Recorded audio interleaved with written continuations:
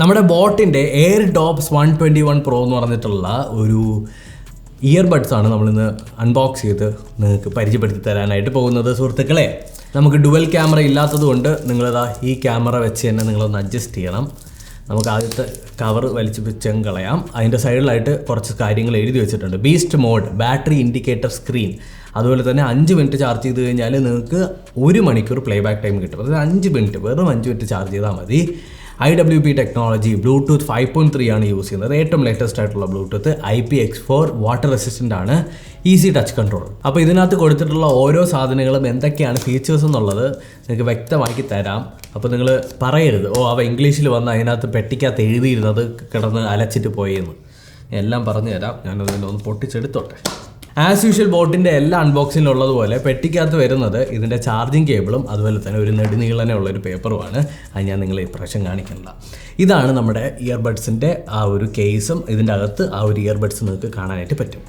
ഇതിൻ്റെ പ്രത്യേകത അവർ പറഞ്ഞത് ഇതിൻ്റെ അകത്തുള്ള ചാർജിങ് ഇൻഡിക്കേറ്റർ, എത്ര % ചാർജ് ഈ ഒരു കേസിൻ്റെ അകത്തുണ്ട് എന്നുള്ളത് നമുക്കിവിടെ ഒരു ചെറിയൊരു LED സ്ക്രീനിൽ കാണാനായിട്ട് പറ്റും. ഇപ്പോൾ കേസിന് 59% ചാർജ് ഉണ്ടെന്ന് നമുക്ക് ഇതിനകത്ത് ഇപ്പോൾ കാണാൻ പറ്റും.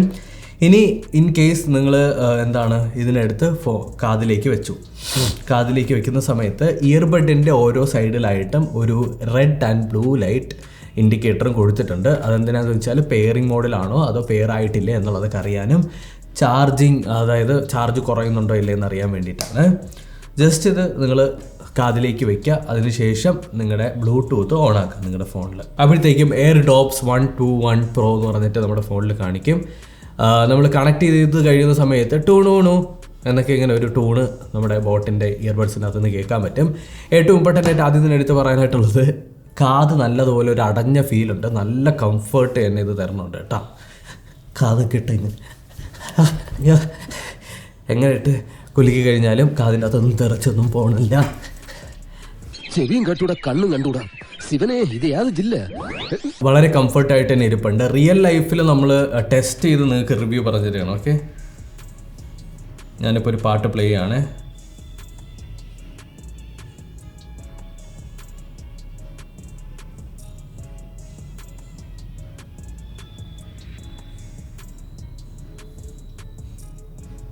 ആദ്യം തന്നെ ഇതിൻ്റെ സൗണ്ട് ക്വാളിറ്റി ഞാൻ ആദ്യം തന്നെ പറഞ്ഞു തരാം. ഒരു രക്ഷയില്ല. ഇതിൻ്റെ ടോൺ ക്വാളിറ്റി അന്യായ ടോൺ ക്വാളിറ്റി എന്ന് പറഞ്ഞാൽ ഒരു രക്ഷയില്ല ഒരു രക്ഷയില്ല. നിങ്ങൾക്ക് ഒരു 1499 രൂപയ്ക്കകത്ത് ഒരു TWS നോക്കുന്നുണ്ടെങ്കിൽ ഓടിപ്പോയി വാങ്ങിച്ചോ. കിടിലൻ ക്വാളിറ്റിയാണ്.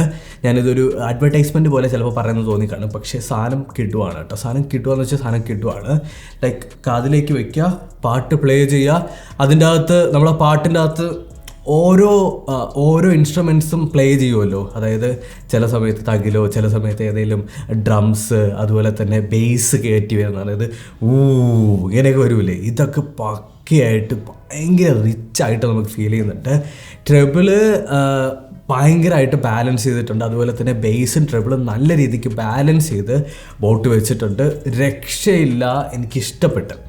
ഞാൻ നേരത്തെ സ്പെക്ക് വായിച്ചപ്പോൾ ഒരു IWP ടെക്നോളജി ഉണ്ടായിരുന്നു. അതായത് ഇൻസ്റ്റൻറ്റ് പെയർ ടെക്നോളജിയാണ്. അതായത് നിങ്ങൾ എന്താണ് ചെയ്യേണ്ടത്, ഇത് നമ്മൾ ഈ പെട്ടിക്കകത്തുനിന്ന് ഓപ്പൺ ആക്കുന്ന സമയത്ത് തന്നെ ഇൻസ്റ്റൻ്റ് ആയിട്ട് നിങ്ങളുടെ ഫോണുമായിട്ട് കണക്റ്റഡ് ആയിക്കോളും. അതാണ് ആ ഒരു ടെക്നോളജി എന്ന് പറയുന്നത്. പിന്നീട് ഒരെണ്ണം സറൗണ്ട് സൗണ്ട്, അതായത് പുറത്തുള്ള സൗണ്ടുകളൊക്കെ ക്യാൻസൽ ചെയ്ത് നിങ്ങൾക്ക് ഐസൊലേറ്റ് ചെയ്ത് കിട്ടുന്നതിനാണ് വേറൊരു ടെക്നോളജിയും ഇതിനകത്ത് ബോട്ട് യൂസ് ചെയ്തിട്ടുണ്ട്.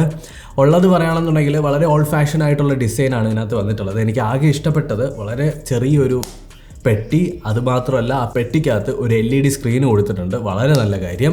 ഒരു രക്ഷയില്ലാന്ന് വെച്ചാൽ ഒരു രക്ഷയില്ല. നമ്മൾ ഫിസിക്കലി നോക്കുന്ന സമയത്ത് ഫ്രണ്ടിലായിട്ട് നമുക്ക് ഒരു LED സ്ക്രീൻ കാണാൻ പറ്റും. ടോപ്പിലായിട്ട് ബോട്ടിൻ്റെ ലോഗോ, താഴെ നോക്കിക്കഴിഞ്ഞാൽ നമ്മുടെ Type-C പോർട്ടും അതുപോലെ തന്നെ ഒരു ചെറിയൊരു ബട്ടണും കൊടുത്തിട്ടുണ്ട്. അതൊരു റീസെറ്റ് ബട്ടണാണ്. അപ്പോൾ ഇത്രയാണ് ഫിസിക്കലി പറയുന്ന സമയത്ത് നമുക്ക് കിട്ടുന്നത്.